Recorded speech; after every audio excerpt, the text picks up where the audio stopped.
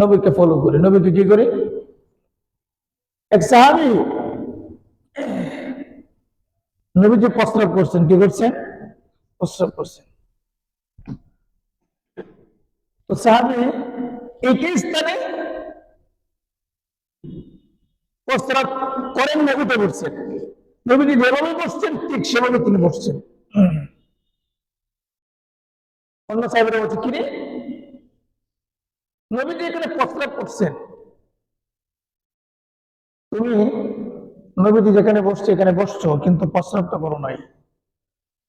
সাহাবী বলছে, প্রস্রাব করে নেই ঠিক আছে, কিন্তু রাসূল যেভাবে বসছেন সেভাবে আমি বসছি। আর রাসূল যে জায়গায় বসছেন, ইয়া সাহাবুন ইয়া মান সাবিরা, আমি সাহাবী নবীর মতো বসেছি। কাল কিয়ামতের কঠিন ময়দানে এটা যদি আমার নাজাতের উসিলা হয়ে যায়, তাহলে তো আমি কামিয়াব, আমি আল্লাহর জান্নাতে পৌঁছে গেলাম। ঠিক কিনা? হ্যাঁ, এই জন্য নবীকে ভালোবাসি ভালোবাসি ব্যাপারটা এটা বললে সীমাবদ্ধ হয়ে যাবে না। নবীজির আদর্শকে নিজের জীবনে বাস্তবায়ন করতে হবে। কথা ঠিক কিনা? ঠিক আছে কিনা? বলেন ইনশাআল্লাহ। আদর্শের ভিতরে আদর্শের ভিতরে আল্লাহর কোরআন হচ্ছে নবীজির আদর্শ। হযরত আম্মা জান আয়েশা সিদ্দিকা রাদিয়াল্লাহু আনহাকে জিজ্ঞেস করা হচ্ছে, আম্মা আপনি বলেন নবীজির চরিত্রের ব্যাপারে আপনি বলেন। হযরত আয়েশা সিদ্দিকা রাদিয়াল্লাহু আনহা বলছেন, আমার সাহাবীরা রে, এই যে কোরআন দেখতে পাচ্ছ এটা হচ্ছে থিওরিক্যাল কোরআন।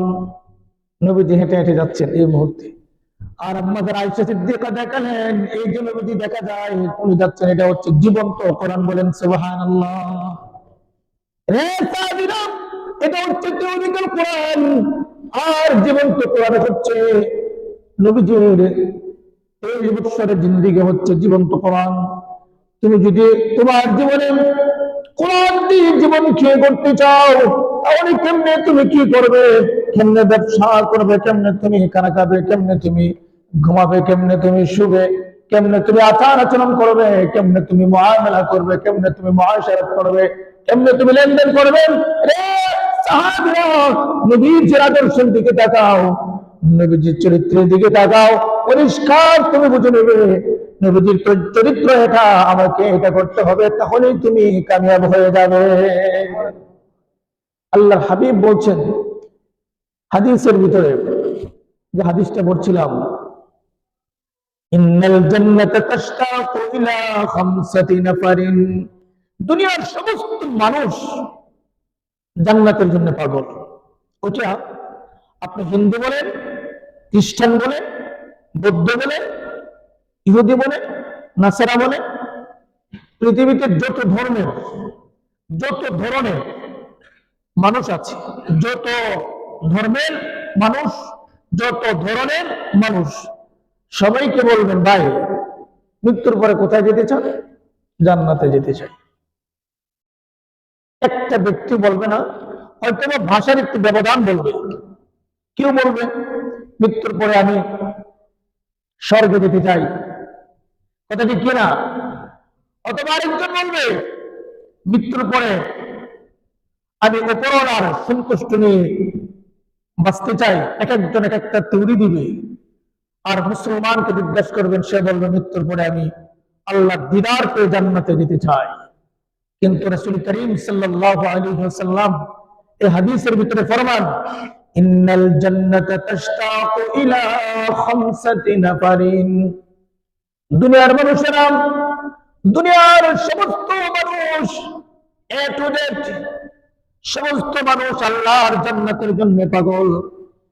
কিন্তু পৃথিবীতে এমন 5 শ্রেণীর মানুষ আছে যাদের জন্য আল্লাহর জান্নাত পাগল। বলেন সুবহানাল্লাহ। আল্লাহর জান্নাত 5 শ্রেণীর মানুষের জন্য পাগল। প্রতিনিয়ত প্রতিবার ডাকাডাকি করে আল্লাহর কাছে, আয় আল্লাহ ওই ব্যক্তিটা কখন মৃত্যুবরণ করবে, আর আমি জান্নাতটাকে পেয়ে আমি জান্নাত ধন্য হয়ে যাব। কত ভাগ্যবান এই ব্যক্তিটা, ঠিক কিনা? ওই ব্যক্তিটাকে আল্লাহ জান্নাত ডাকে, কখন মৃত্যু হবে ওই ব্যক্তির, আর জান্নাত তাকে নিয়ে সে বরণ করবে, আর সে শান্তি পাবে, প্রশান্তি পাবে। আর আল্লাহর কাছে বারবার ডাকে ডাকে করে, আল্লাহ আল্লাহ, এই ব্যক্তির মৃত্যু কখন হবে, এই ব্যক্তির কখন হায়াত শেষ হয়ে যাবে, একদিকে কবরে আসবে, অপরদিকে আমি জান্নাত তাকে গ্রহণ করে নিব।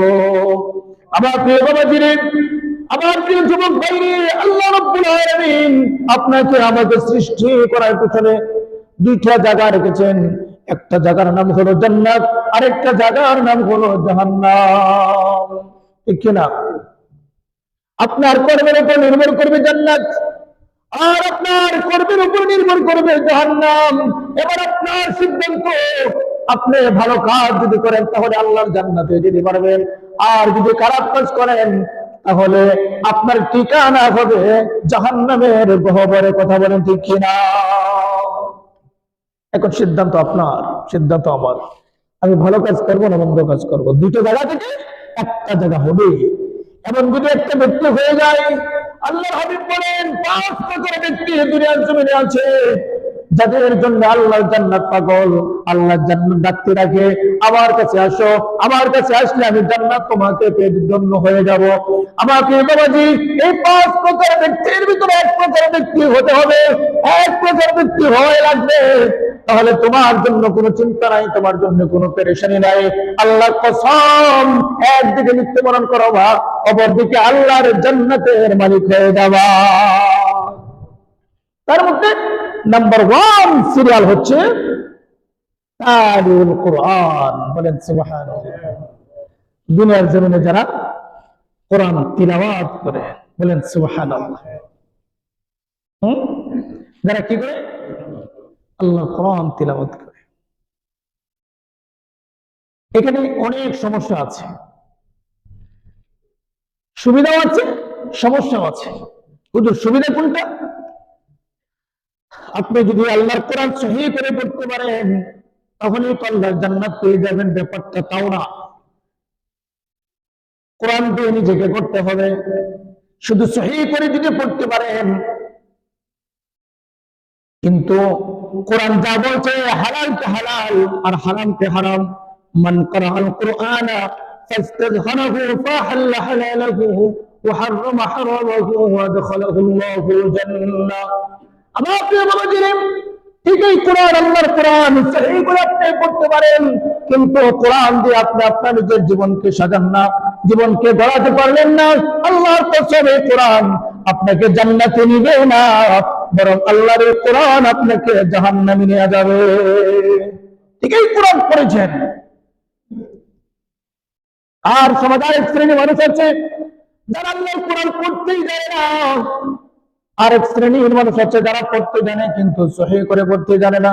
কথা বলে ঠিক কিনা? রুব্বা কারিউল কুরআন ওয়াল কুরআন ইয়ালানু।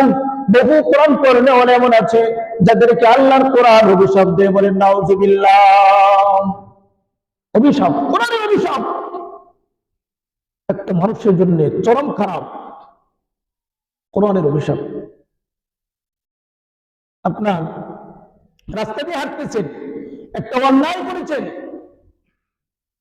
সিম্পল একটা অন্যায় করেছেন আপনি, এই অন্যায়ের জন্য একটা ব্যক্তি আপনাকে অভিশাপ দিচ্ছে, তার বড় আসে না কেন, কিন্তু একে একটা অন্যায় করেছেন আপনি আপনার মার সাথে, তিনি আপনাকে অভিশাপ দিয়ে বসলেন। বলেন এতে আপনার জীবন খারাপ হবে কিনা? বলেন। এমন হতে পারে আপনার জীবনটা ধ্বংস হয়ে যেতে পারে। কথা ঠিক কিনা? আপনার বাবা আপনাকে অভিশাপ দিচ্ছে, আপনার বাবা আপনাকে লানত দিচ্ছে, আপনার মা আপনাকে লানত দিচ্ছে।